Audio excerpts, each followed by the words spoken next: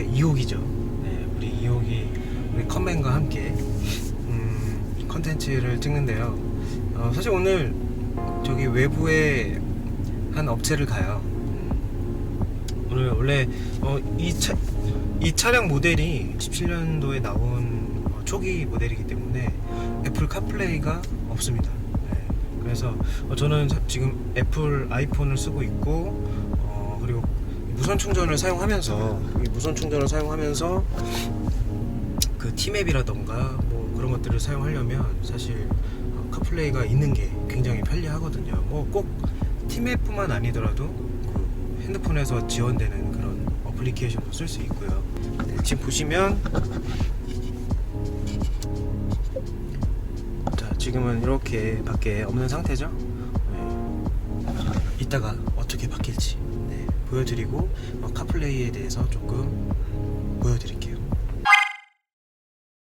네, 오늘 준비한 영상은요, 그 애플 카플레이라고 아시죠? 지금 안드로이드 오토는 미니에 공식적으로 탑재가 안 된 상황이고요. 근데 애플 카플레이 같은 경우는 지금 현재 2020년형부터 해치백 모델들은 S 모델 이상 S 트림에는 모두 애플 카플레이가 탑재가 되고요. 컨트리맨이나 클럽맨 같은 경우는 하이 트림 이상 가시면 기본적으로 탑재가 됩니다. 애플 카플레이가 뭐냐? 아이폰을 쓰고 계신 분들 있잖아요. 저도 이제 아이폰을 쓰는데 이 차량 안에서 그 핸드폰에 있는 기능들을 그대로 활용을 할 수 있게끔 이제 지원을 해주는 그런, 어떻게 보면 자동차 안에 들어가 있는 인 앱이라고 생각하시면 될 것 같아요. 이 기능이 활성화되어 있는 모델을 타시면 이 아이폰을 들고요, 이렇게 블루투스와 와이파이를 두 가지를 다 켜주셔야 돼요. 전화기가 아이폰이 아닌 경우에는 애플 카플레이가 탑재된 그 차량이라고 해도 여기 가운데 있는 요 애플 카플레이 버튼이 안 보이실 거예요. 안 보이실 건데, 근데 이제 저 같은 경우는 아이폰이니까 이제 차가 블루투스를 잡기 시작하면 자동으로 애플 카플레이가 이제 시작이 되는 거죠. 제 메뉴를 좀 보여드리면요, 제일 왼쪽에는 제가 현재 있는 지도랑 뭐 이런 현재 사용 중인 애플리케이션, 그리고 목적지 이런 것들이 나오고요. 그리고 저 같은 경우는 이제 풀 스크린 버전이 아니라 이제 반만 쓰는, 6대 4로 나눠져 있죠. 이제 6에 해당하는 부분만 쓰는 그 버전입니다. 그래서 뭐 전화도 할 수 있고 음악, 지도, 메시지, 이런 기본적인 내용들 쓸 수 있고요. 이 미니 앱을 키시면 이렇게 미니 화면으로, 본래 화면으로 돌아가는 겁니다. 다시 돌아가려면 애플 카플레이 누르시면 되고요. 팟캐스트 오디오북, 그리고 뭐 달력, 뭐 이렇게 이벤트, 뭐 없음, 있음 설정 누르시면 또 이 설정에 맞는 그 메뉴들이 나옵니다. 뭐 별거 없죠. 네이버 지도도 쓸 수 있고, 그리고 뭐 음악 프로그램, 그리고 제가 즐겨 사용하는 티맵, 이런 것들도 나와 있습니다. 저 같은 경우는 티맵을 쓰거든요. 근데 티맵 눌러보면 그 기존에 우리가 알고 있던 인터페이스랑 조금 달라요. 그래서 사실 이렇게 핀치라고 하죠. 이렇게 두 손가락으로 이렇게 조정하는 그런 거는 안 되고, 이렇게 마이너스, 축소 확대, 그리고 사실 내 목적지에 보면 평상시 자주 가는 그 핸드폰으로 봤을 때 리스트들 나오잖아요. 똑같이 요 애플 카플레이 화면에서도 보입니다. 요 안에서 똑같이 내가 평상시에 그 스마트폰 내비를 쓰는 그 느낌으로 사용하실 수가 있는 거죠. 그리고 뭐 음악 앱 같은 것도요, 이제 키면 바로바로 이렇게 쓸 수가 있습니다. 뭐 최신 차트 해가지고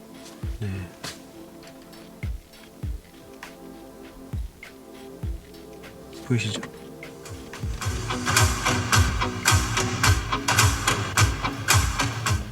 그리고 뭐 다른 것들은 없습니다. 이 스마트폰, 제가 봤을 때 이 애플 카플레이 장점은 일단 스마트폰을 어디 뭐 앞에 거치하거나 이렇게 거추장스럽게 하지 않아도 그냥 무선으로 연결을 해서 스마트폰에 있는 그런 기능들을 그대로 차에서도 쓸 수 있다. 그게 굉장히 장점인 것 같고, 두 번째는 미니 같은 경우에는 무선 충전이 이렇게 외부에 나와 있지 않아요. 그래서 뭐 보통 요즘 나오는 차들 보면 이렇게 밖에 그냥 올려놓고 이렇게 하는데, 이제 미니는 조금 공간이 조금 협소하다 보니까 이렇게 암레스트에 넣는 구조로 되어 있어요. 그래서 이렇게 넣어야지만 또 여기 핸드폰이 충전이 되고 있는지 안 되고 있는지도 여기 표시가 되고요. 뭐 요런 방식의 단점이라면 이제 저같이 좀 뭐 왔다 갔다 할 때 좀 정신이 없는 애들 같은 경우는 자꾸 놓고 다닌다는 거죠. 아직도 좀 적응이 잘 안 됐어요. 예, 가끔 이렇게 놓고 다니고 있습니다. 장점이라고 하기보다는 저 같은 경우에는요. 근데 이 카플레이를 쓰기 시작하니까 그 음성 명령이나 이거를 좀 어떻게 쓰는지 잘 모르겠더라고요. 생각보다 좀 시리가 이렇게 말 알아듣는 거를 좀 잘 못하기도 하는 것 같고, 이렇게 운전석에 전화 버튼을 누르면 여기 헤드업 디스플레이에 애플 카플레이 사용이라고 떠요. 그래서 그걸 누르면 이렇게 바로 전화하는 화면으로 갑니다. 예.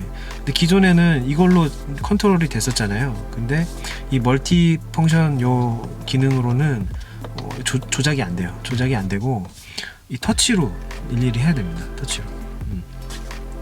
그래서 이 터치로 하는 것 때문에 사실 처음에는 되게 어색했어요. 되게 어색했는데 지금은 뭐 그런 대로 꽤 적응을 해가지고 잘 쓰고 있습니다. 저 같은 경우는 처음에 탑재가 안 돼 있기 때문에 사설 업체에서 시공을 했고요.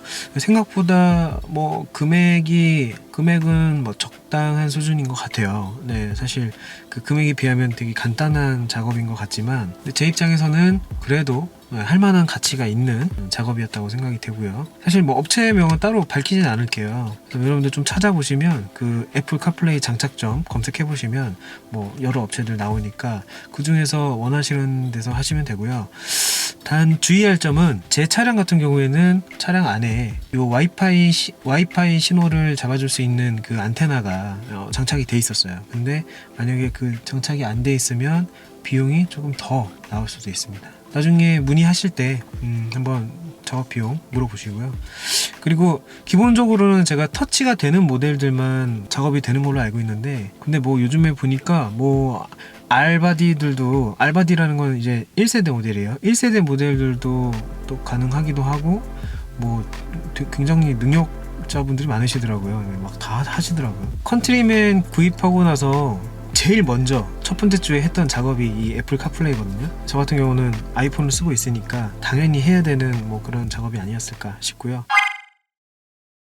말씀만 잘 하시면 요 카플레이 작업하시면서 뭐 필요한 코딩 같은 것도 좀 하시는데, 강추하는 코딩 하나는 이 패들 시프트랑 여기 헤드업 디스플레이가 있는 뭐 S 모델인데 한 19년 이전 모델이시다. 근데 애플 카플레이를 하고 싶다 하신다면 이 RPM 게이지 뜨게끔 할 수 있어요. 그래서 보시면 요 제가 보여드릴게요. 시스템 설정인가. 디스플레이 그리고 헤드업 디스플레이.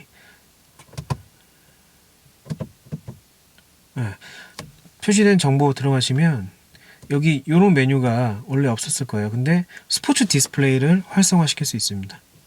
요거를 하시면 이제 요 앞에 스포츠 그 JCW에만 원래 들어가는 그 RPM 게이지 모습을 볼 수가 있습니다. 이걸 하셔야 요 패드 시프트가 좀 쾌적해져요. 요거 바로 앞에 보면서 할 수 있으니까.